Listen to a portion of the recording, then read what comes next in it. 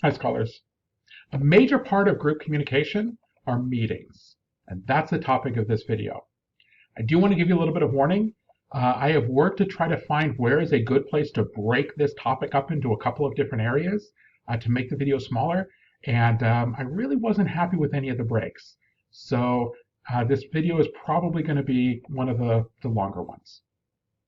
So in group communication, group meetings, the first thing I want to talk to you about are different types of tracks. Now, a track is kind of keeping with the same topic as you go in a meeting. And there are three different types of tracks. The first one is the substance track. The substance track is when we're talking about the issue that the group is supposed to be or is assigned. So earlier in another video, we were talking about an example of a neighborhood group being organized to plan a neighborhood park. And we'll continue with that example here. So the substance track is when the group is actually talking about the park, the budget, the planning, the requirements. It's when they're focused on their task. The second is the process. The process track is when the group is really talking about its own procedures.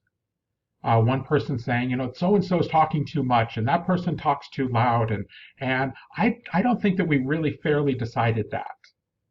I thought we were going to decide this by majority rule, or whatever. That's process. So when the group is focused on the process of the group. The third track is relationship. This is when the group is really focused on building or maintaining relationships between group members. So relationship, maybe they're talking about their kids, they're making small talk, they're relating to one another, they're sharing about their life, they're listening to the other person share about their life. It's all the relationship building subjects that the group talks about. So in any conversation a group of people are engaged in, it's likely going to be along one of these tracks. It's going to be substance, where they're talking about the task. It's going to be process, where they're talking about the functioning of the group. Or it's going to be relationship, where they're building and strengthening that trust, that friendship with one another. The next thing I want to talk to you about relates to tracks, and that is something called breakpoints. Breakpoints is when you go from one track to another. So it's when, as long as you're talking about substance, you might be talking about the park, the budget, the legal considerations, the requirements, all of that is along the same track of substance. So you're changing topics within that track. If you go from that to suddenly talking about how the group is functioning, you did a breakpoint. You jumped from the substance track to the process track. Or if people begin talking about their relationship, boom, you jumped track to the relationship track. Okay? So a breakpoint is when you go from one track to another. This is really the sign of a good leader, is how effective are they at initiating these breakpoints. Now I want to clarify one thing real quick. When we say leader, we don't necessarily mean the person in authority. It could be the person in authority as the leader, but oftentimes that person isn't as much the leader of the group as somebody who has far less authority.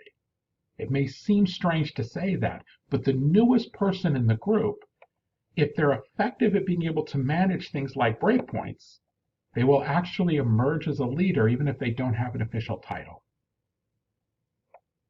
So when you look at these three, which of these three do you think is the most important for the group to spend time on?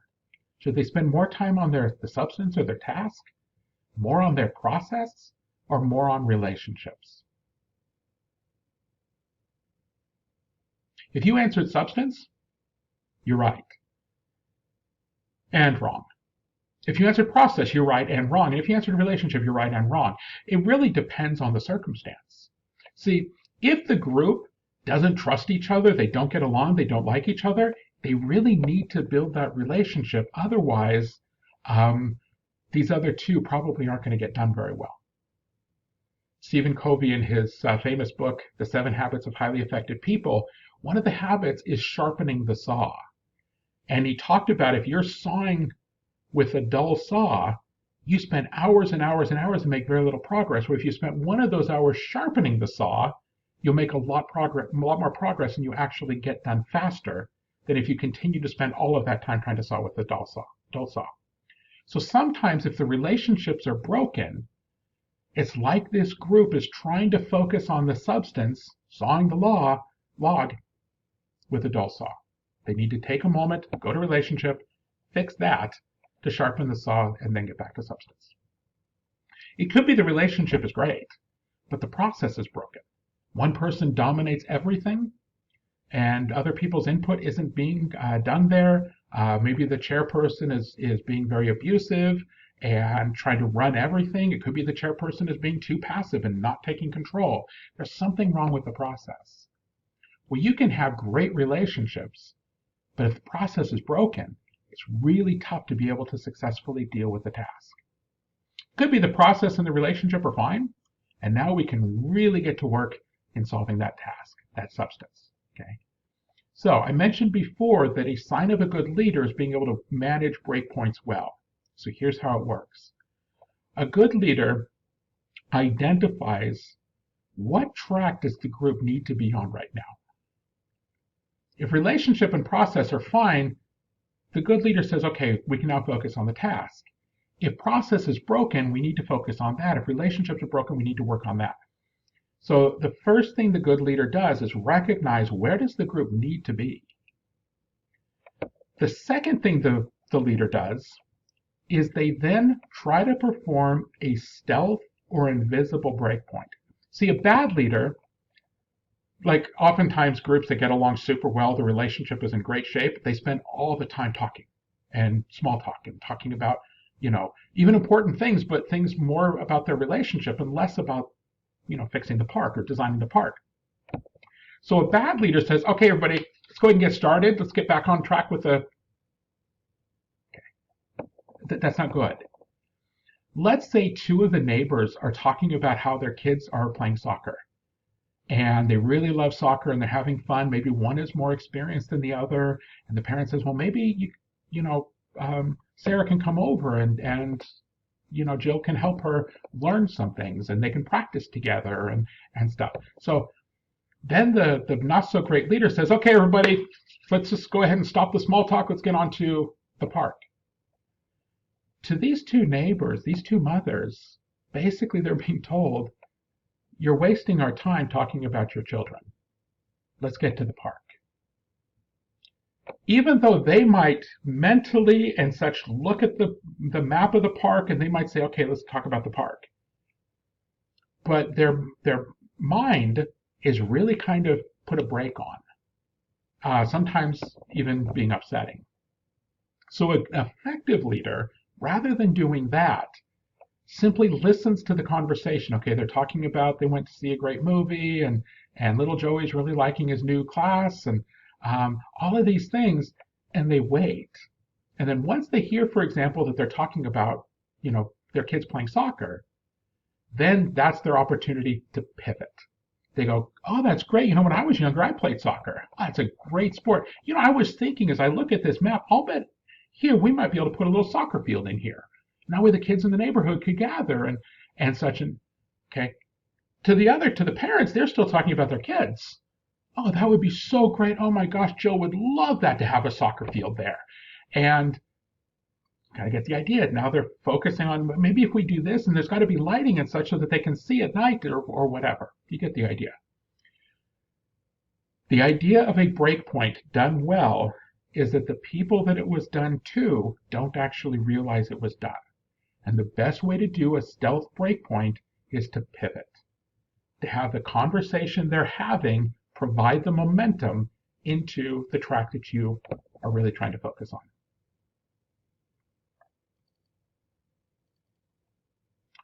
So I want to talk to you about, as far as meetings, we're going to contrast two different approaches, the old traditional approach and the new approach, or a new approach. The old traditional approach, the agenda looks something like this. They call the meeting to order, and then they do roll call. Everybody reports that they're in, and it gets added to the secretary's list of the people present. Then they vote to approve the agenda. So people can make changes to the agenda and so on, and then they have a motion, and I move that we approve the agenda, somebody else seconds, and then we go, okay, all those in favor say aye, and people say aye. I always thought it'd be funny if somebody said, no, I don't approve the agenda, and everybody says no. They don't propose a different one, there's no. Anyway, so they approve the agenda. Then we look at the minutes from the last meeting and say, is there any discussion about the minutes from the last meeting? And then people talk about the last meeting, and then we make a motion to approve the minutes from the last meeting, and then it's seconded, and then is there any discussion? And then we vote and approve that what we did last time, we actually did. Then they go to old business. And here's where people talk about discussions that we've already had.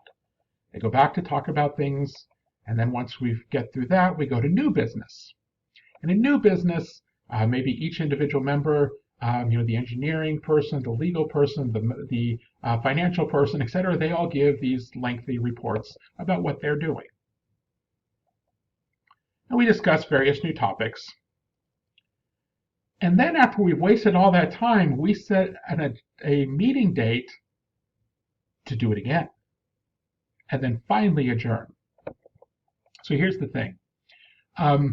Back in the 1940s, during World War II, the predecessor agency to the CIA wasn't formed until 47. In the 1940s, it was the OSS. And what they did was they developed a manual for how to sabotage a country or an organization. And they then distributed this manual to occupied countries so that they would sabotage, say, the Nazis. And the manual really talked a lot about try to hold a lot of meetings. If there's a situation in your organization, hold a meeting. Hold a meeting to talk about it. And then try to hold another one. Say, when they're going to do something, it's like, I think we need to do more study on this, and hold another one. I think that if they were to publish that manual today, they'd probably say send out a mass email and have them all start talking in mass to each other. The problem with this meeting style is that people within the organization that are going to be drawn into this meeting, they're working. So if you're working on a project and then all of a sudden you get called to a meeting, work on that project gets stopped. If you need to make an appointment with the client, and let's say the meeting is at 2 o'clock, well, you can't really have that meeting at 1 because you may not get done in time to make the meeting. You can't have it at 12 because that's typically lunch hour. And then 11:30 wouldn't really work because that gets too close to lunch, maybe at 11. Now, in terms of if you plan it after the meeting, well, how long is the meeting going to go? You can't really set the meeting for 3, or the meeting with the client at 3, because what if the 2 o'clock meeting lasts into 3? Probably could do 4 and then try to make sure you get it done by 5. So in other words, it disrupts the course of you working on this project during the day. In addition to that, when we're working, we get into a workflow. When that workflow is interrupted, it becomes much more difficult to get back into it.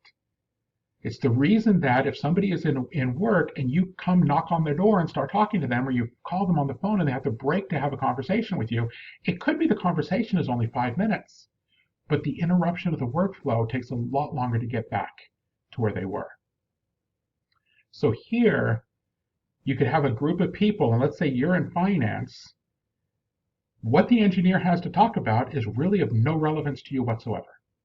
But yet you have to sit there, work listening to their report about engineering things, and take you away from the project that you're working on. All too often, groups do these meetings like weekly. They'll have a weekly meeting. So there is a new way.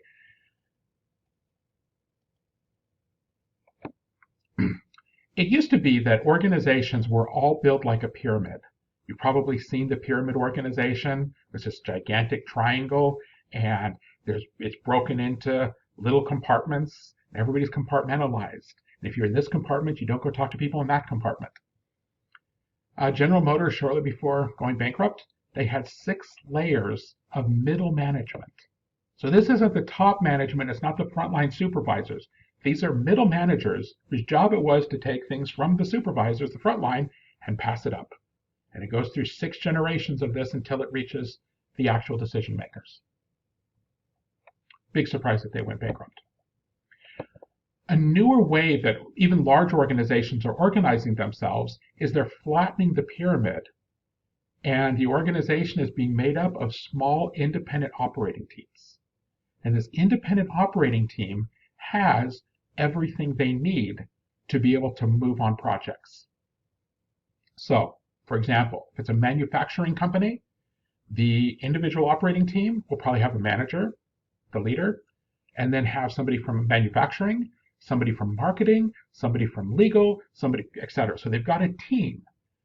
And the person who's their marketing person might be a member of 3 different teams, but their marketing is also assigned to this team. Google operates similar to this, where they have these independent operating teams. And with Google, they have what they call 20% time. Every Friday, each independent operating team has to stop working on the project they're doing that's been assigned by Google and work on something different. And 80% of all the products and services that Google has made have come from this 20% time. There was a member of one of the independent operating teams that said, gosh, I'm tired of checking all these email addresses. Wouldn't it be nice to just have one place that all the email comes to and I can just check it there? And they're like, hey, let's build that. They used their 20% time and built Gmail. Another team, somebody was tired of going to all the different news services to find their news.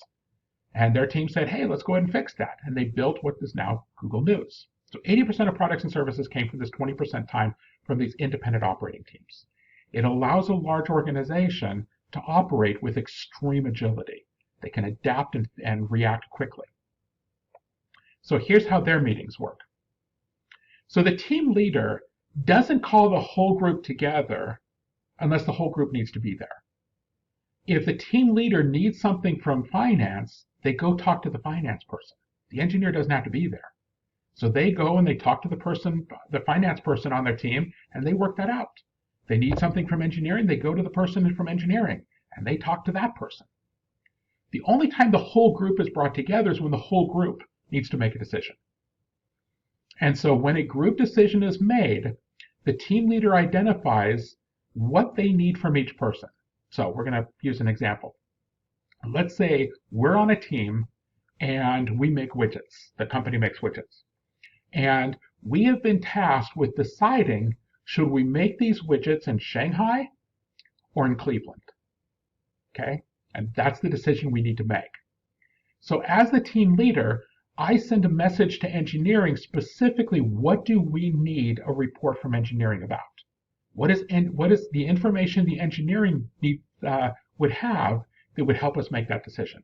And then I contact the finance person and tell the finance person exactly what kind of financial information we need to make this decision. And then manufacturing, exactly what do we need, and marketing, exactly what do we need. These written reports or video reports are submitted to the team leader. The team leader then sends an email.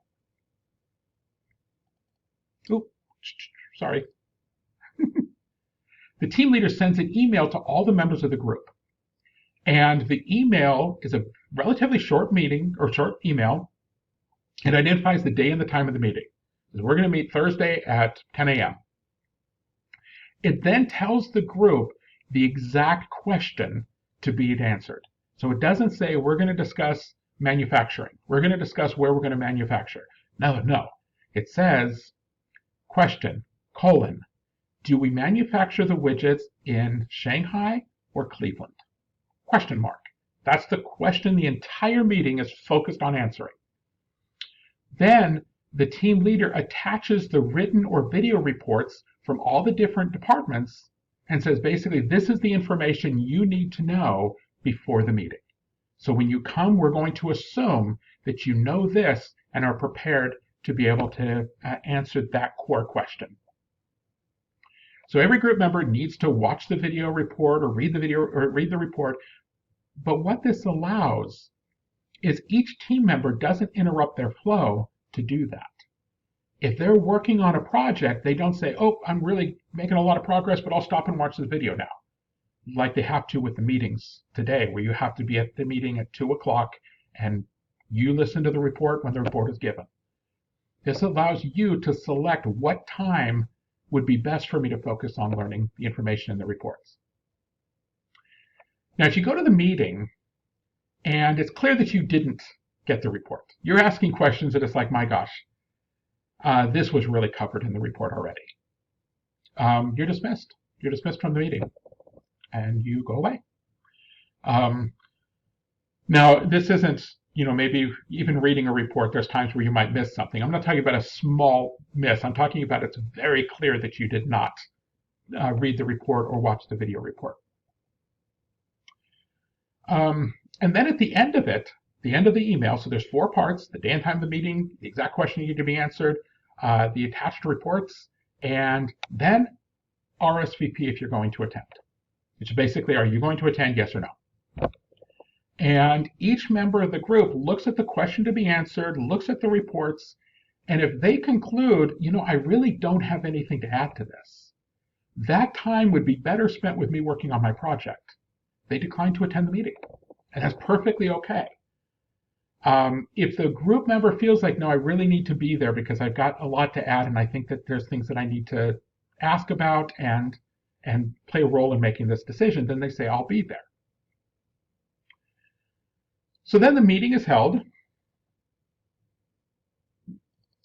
You'll notice that some of the slides are getting a little bit more detailed and trying to make it a little easier if you just look at the slides to be able to get this information. So the meeting is held, and at the meeting, everything is focused towards trying to answer this question. The length of the meeting is determined by when do we come to the answer to this question. We have to answer this question. So let's say it's talked about, it's discussed, and it's decided we're going to manufacture the widgets in Cleveland. Okay, actually, for ease of this example, to kind of demonstrate, we'll say Shanghai. So then every single member of the team is assigned a task. So engineering is assigned a task of, okay, now that we've decided that it's going to be Shanghai, you need to work out the engineering things, the contacts that you need to make, the licenses, whatever it is that you need. Marketing has to then say, okay, we've got to develop a marketing plan with it being developed in Shanghai. Manufacturing, develop the manufacturing plan. What resources do we need? What factories do we need to license, etc., in order for that to be done? So each person now has a task based on this decision, including people who weren't there.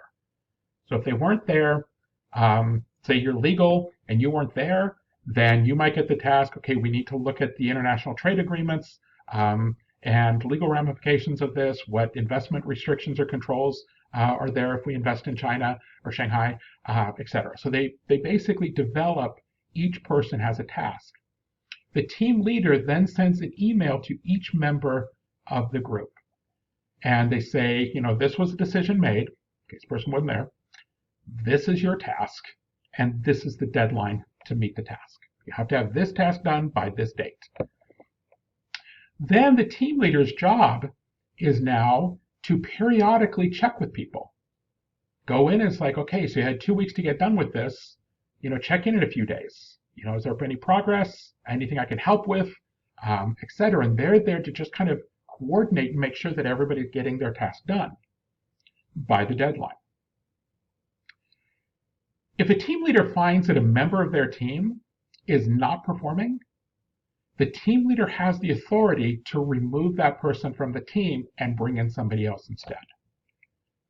Now, most people on the team will probably be a member of a few teams, and this kind of helps manage their workload a little bit.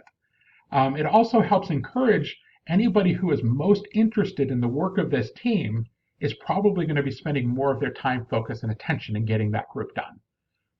If somebody's really disinterested in what this project, this team is doing, they're more likely going to be somebody that's going to be not as responsive and maybe need to be on a different team instead. So what if an employee isn't really engaged with any team? I mean, they get kicked off this team, they don't find another one, and basically all the teams end up letting them go because they're not performing. Then they're let go from the company. Um, and it may seem harsh, but that may actually be good for them because maybe this whatever this company's doing, making widgets, is not their calling. Maybe there's something else they really need to be doing. And people who really put in the effort and they love this, they're passionate about, say, making widgets, they're oftentimes going to rise to the top of that and become a team leader themselves. So this is kind of a new approach. It is different, but it's really designed to kind of put more power into the front lines, into the hands of the people that are actually doing something, that are doing the work. And it's found even in large organizations like Google that they can operate very quickly, very effectively.